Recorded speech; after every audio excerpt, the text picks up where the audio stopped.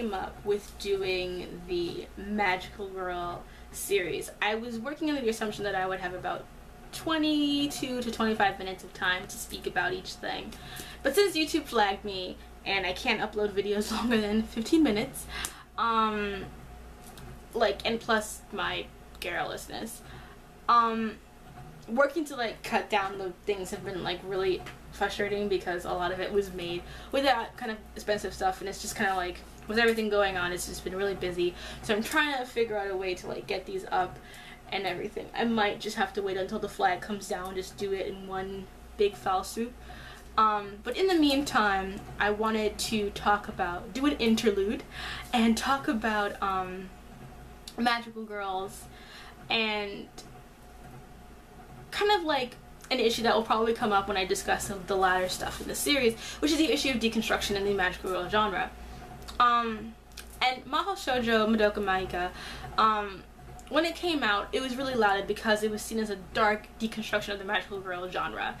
And I thought myself also said that because I thought it was really deconstructional about some of the stuff that it did. But as I was working on this series and I was looking further into stuff, and since I've been rereading Sailor Moon, which is the best, not even a kid, it's like, it's the best, seriously, I have realized a lot of things that we praise Madoka for are things that we see in many other magical girl series, but they often aren't really given attention because they are done through the guise, of moe and bright colors and the stock footage. And I think so many people get stuck on the tropey aspects that are inherent to the subgenre of the anime, rather than thinking about how those things help deconstruct the piece or help tell the message of the piece. So the one thing that Madoka gets lauded for, and I think people like about it, is the dark aspects of the magical girl idea. And there's always been this kind of like idea that because of the art style of like a lot of magical girl anime tends to be like bright and filled with happy protagonists, and the power is connected to like heart and love and friendship, that it's incapable of being quote unquote dark. And I think that the whole thing is like, on what scale do we measure darkness? It's like on a scale of Batman to Berserk, how fucked up is your life? Like, there's no real way to talk about what it means to be dark. It's all depending on what you feel, because anything can look dark in terms of how the tone is and have a very happy, upbeat story. And I think that a lot of animes tell their narratives through collections of like tropes and ideas that have become connected with that. And for magical girl series, the things that are connected with that are like friendship, love, and sacrifice. Those are in almost every single ones that you will see that aren't parody. You'll always see love, friendship, sacrifice. All of them are to a degree coming of age stories. You'll have a lot of times you'll have a protagonist who starts off really go-lucky, really happy, and while in the end there's a desire to have them remain happy and have their positive attitude, they are often given things to struggle with themselves and discover who they are through these explorations. To not go too deep into stuff, but just to use the iconic example of Sailor Moon Usagi Tsukino, you know, a lot of her journey through the 200 episodes of Sailor Moon or through this short manga is her being from a crybaby to becoming a leader, to becoming a leader of these scouts, to being a strong person who doesn't run away from a fight, to becoming a more developed person. In Revolutionary Girl Utena, it's Utena realizing who she is and the values that she had and what it really meant. For Princess Tutu, it's a hero realizing, you know, her place in the world and acknowledging that and becoming more comfortable with that. With Sakura, it's more her growing up in a lighter way of her dealing with love and dealing with what love means and a different kind of love that you can have with different people. With Petite Princess Yusi, it's all about growing up because the whole thing that they can't age. You know, all of these stories deal with people having to grow up and the challenges that come with growing up. And I think that, you know, if you are talking about a Dirk story in terms of being filled with a lot of tragedy, I'm sorry I keep rubbing my nose, for some reason whenever I record I just get really, my nose gets really itchy, but if you're talking about dark as it being full of tragedy, yeah, like, magical girl stories are still filled with that. That's the thing I never understood, is like, if it's about the death and things like that, you know, in all the magical girl series that I've seen, and so a lot of them I've recorded for this thing, I've seen exceptions like friends dying, genocide, suicide, honor killing, loss of innocence, rape, torture, incest, PTSD, the meaning of individuality, atonement, self-identity. There are so many issues, and of course, you know, the dramatic scenes in the rain, all that kind of stuff.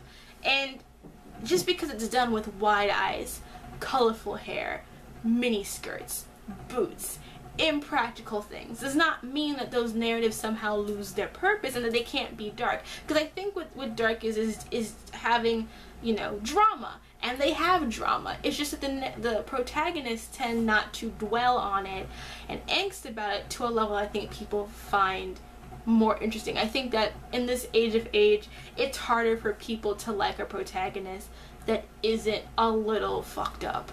And I think that in magical girl animes, there tends to be protagonists who are happier and generally more well-adjusted and bubbly and don't dwell on things. I think, you know, the whole angst, what angst thing is like a thing that's happens in a lot of magical girl anime.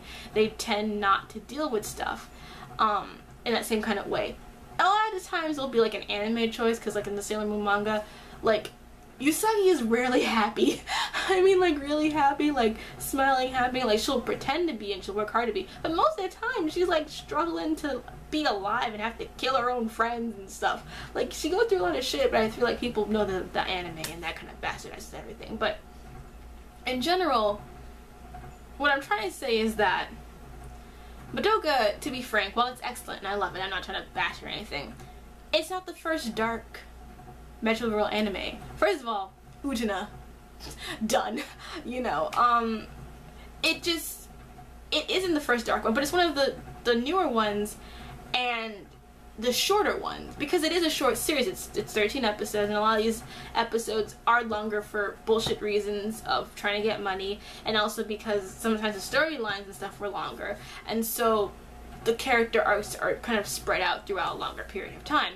Usagi does take a while to grow up because that would be realistic for what she is dealing with. And with Madoka, it's condensed, so you are dealing with it in kind of like back to back to back to back. Like, literally, it's like after episode 3, everything gets fucked up. So, you know, you're just dealing with all at once. Whereas in stuff like Princess Tutu or Revolution Girl Utena, it's a gradual thing. And, you know, just because a protagonist smiles or finds a silver lining in things doesn't mean or should reduce what they actually go through. And the second thing that gets brought up a lot is the aspect of deconstruction. Madoka happens to be in a lot of ways both a deconstruction and a reconstruction of the genre. It deconstructs tropes. It deconstructs like the cute sidekick. It, like with QB.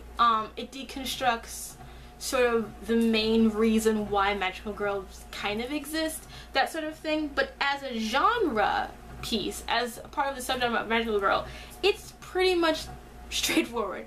That's what magical girl genre is. That's what it is.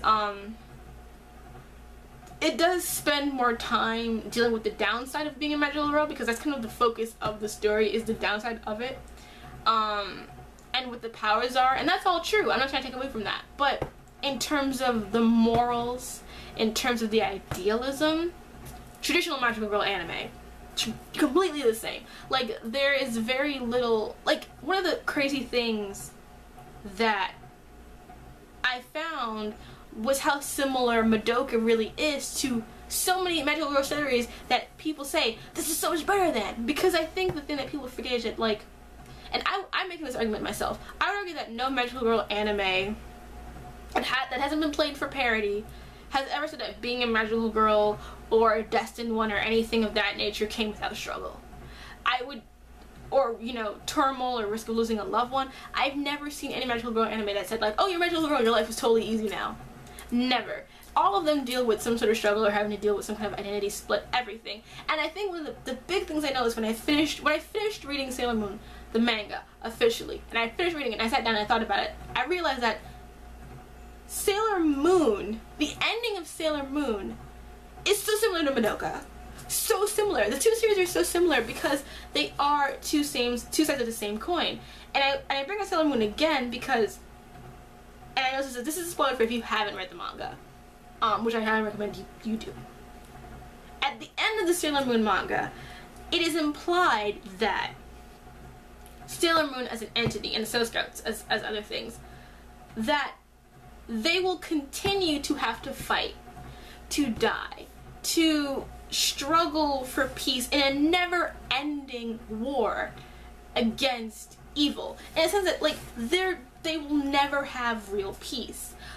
They will have to keep training, they'll have to keep fighting, they'll have to keep hoping for the best. And even like in the final arc, it's all about how Sailor Cosmos comes back because the battle just seems like it drags on, there's no end in sight, and everything is so much despair that she comes back to try and end everything, because the thing's like, if you can just destroy everything, then there won't be any chaos. And Sailor Moon says, and even though that there is this chaos, there is this darkness, we have to keep fighting it because life is worth living. And if we can't all live together and have a life together, then it's not worth it. And that those moments, those experiences, is worth the eternal struggle to fight. They will always suffer in a certain way. They'll have each other, they'll have their friends, and that will make things easier. But it's an eternal battle that will never end unless they destroy everything. Same with Sailor Moon. It's bittersweet, just like the ending of Madoka, where you solve one problem, but there's always this other problem hanging on the horizon, because there always has to be a balance. There must always be a balance, and to keep that balance, there are always people who must suffer, and Magical Girls fill in that role. They are the Green Lantern's corps of anime. They save the world. And I think that this is not a bash about Madoka, but I feel like a lot of people have taken the dark aspects of Madoka and think that, oh, it's so superior, where it's like, it's a great anime, I love it, it's high up on the list, guys, but there are so many other Magical Girl animes that do the exact same thing, but because of the style, people dismiss it.